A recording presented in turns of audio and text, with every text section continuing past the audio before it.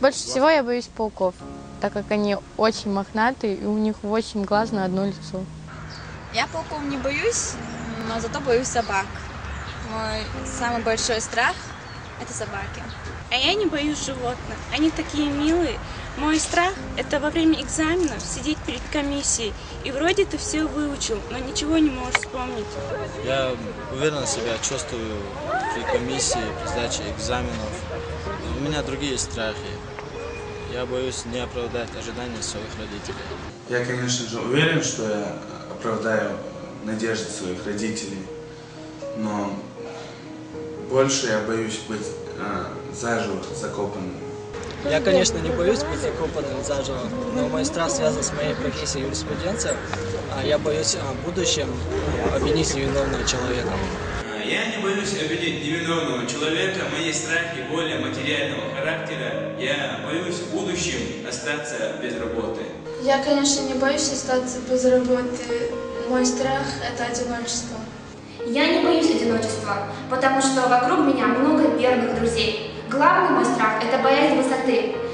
Представляя себя над пропастью, падающей вниз, я замираю от ужаса.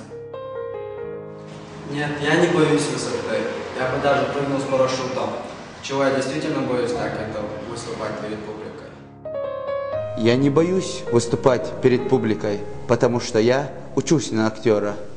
Я боюсь того, что я опозорюсь, и это мне не пережить никогда. Я не боюсь опозориться перед толпой, потому что я уверенный в себе человек. Но, как и у всех, у меня есть свой страх. Это боязнь воды. Я не боюсь воды. Абсолютно. Самый большой мой страх – это скорость. Я очень сильно боюсь быстрой езды. Не, я не боюсь большой скорости, наоборот, я люблю, это моя слабость. А вот боюсь я боюсь землетрясений, да, действительно, очень сильно боюсь землетрясений.